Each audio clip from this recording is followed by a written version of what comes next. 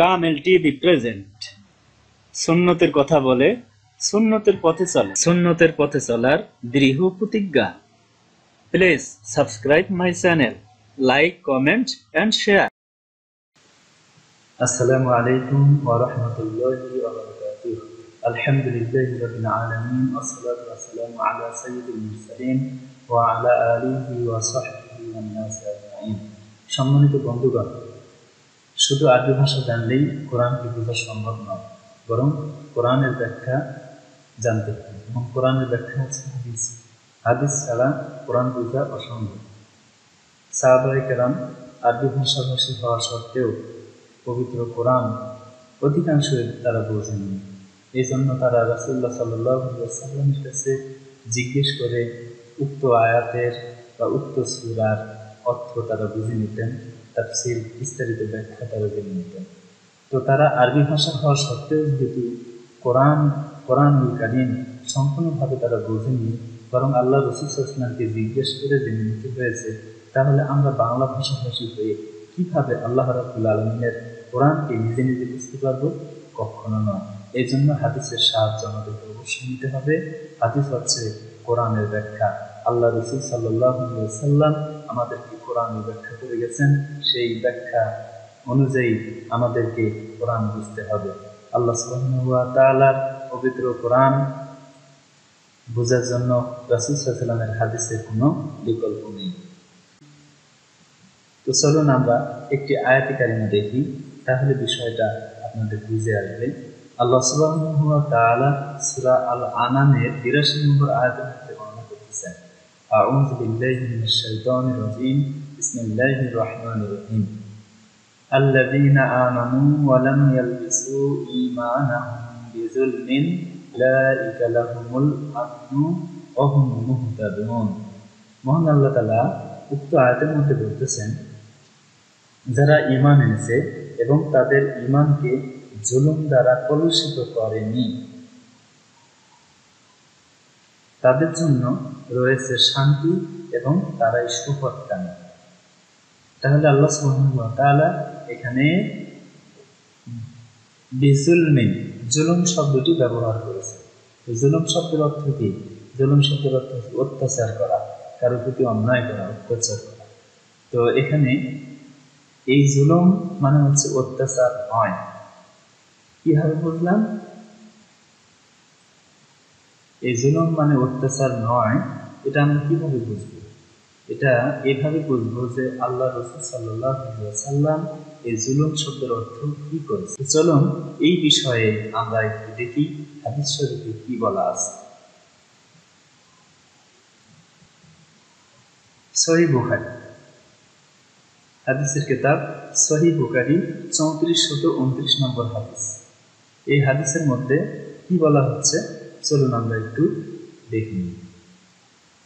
আমি হাদিসটি আপনাদের সামনে পাঠ করতেছি।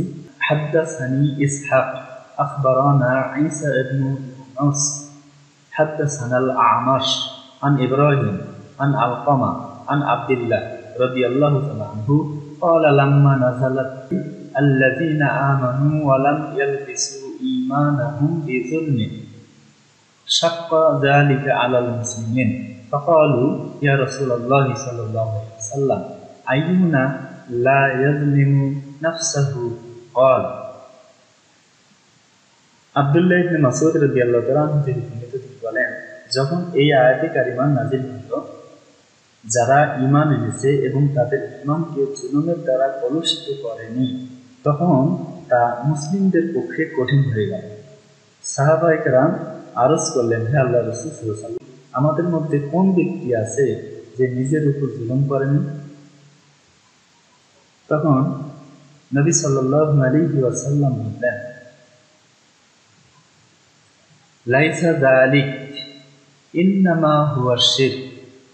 আল্লাহ রাসূল তখন বললেন, এখানে অর্থ তা নয়, বরং এখানে জুলমের অর্থ হলো শিরক। আলাম তাসমাউ মা ক্বালা লুকমানু লিইবনিহি ওয়া হুয়া ইয়াইযু ইয়া বুনাইয়া লা তুশরিক বিল্লাহি ইন্নাশ শিরকা লাযুলমুন আযীম। তোমরা কি কোরআনে শুনোনি লোকমান আলাইহিস সালাম তার ছেলেকে নসিহত দেওয়ার সময় কি বলেছিলেন?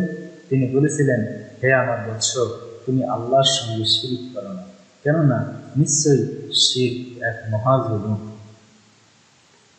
তাহলে দেখুন, আল্লাহ রাসূল সাল্লাল্লাহু আলাইহি ওয়াসাল্লামের সাহাবাগণ আরবি ভাষা জানা সত্ত্বেও উক্ত আয়াতের ব্যাখ্যা তেনারা বোঝেননি। জুলুমকে জুলুম শব্দের শাব্দিক অর্থে তারা ধরে নিয়েছেন যে জুলুম মানে তো অত্যাচার করা, অন্যায় করা, অত্যাচার করা কারোর প্রতি।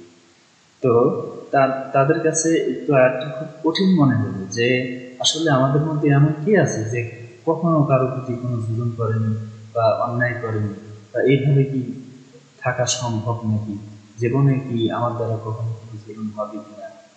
তো তাদের কাছে এটি খুব কঠিন মনে হয়। তখন তারা আল্লাহ রাসূলকে জিজ্ঞেস করলেন, না, আমাদের মধ্যে এমন কোন ব্যক্তি আছে যে নিজের প্রতি নিজে জুলুম করেনি, নিজের নফসের প্রতি জুলুম করেনি, এমন কেউ থাকতে পারে?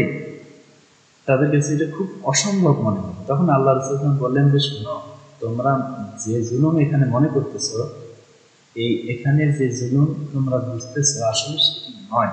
আল্লাহ পাক এই জুলুম দ্বারা শিরককে বুঝাইছে। আল্লাহ পাক এখানে জুলুম দ্বারা শিরককে বুঝিয়েছে।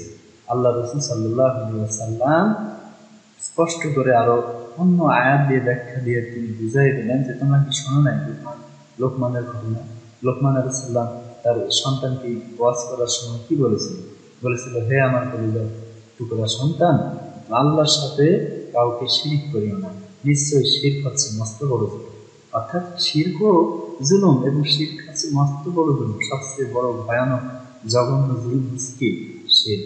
তাহলে এই আয়াতের অর্থ এই জুলুম মানে অত্যাচার নয়, বরং এই জুলুম মানে হচ্ছে শিরক। এই কথা আমরা কোথায় পেলাম? হাদিস শরীফে পেলাম। আল্লাহ রাসূল সাল্লাল্লাহু আলাইহি ওয়াসাল্লাম আয়াতে ব্যাখ্যা করে দিলেন। এখন যারা আল্লাহ রাসূলকে মানেন না, যারা হাদিসকে মানেন না, তারা এই জুলুম শব্দের অর্থ দিবেন। এখানে বোঝার কোনো উপায় আছে যে এই জুলুম মানে কি? অতএব ভাই, আসুন পথভ্রষ্টতার পথ থেকে বেঁচে চলি। একমাত্র আল্লাহ সুবহানাহু ওয়া তাআলার পবিত্র কোরআন এবং রাসূল সাল্লাল্লাহু আলাইহি ওয়াসাল্লামের সুন্নাহকে অনুকরণ করে চলুন। আল্লাহ সুবহানাহু ওয়া তাআলা আমাদের সকলকে আল্লাহ কোরআন এবং তার রাসূল সাল্লাল্লাহু আলাইহি ওয়াসাল্লামের হাদিসকে শক্তভাবে ধারণ করার তৌফিক দান করুন। আমিন। আসসালামু আলাইকুম ওয়া রাহমাতুল্লাহি ওয়া বারাকাতুহু।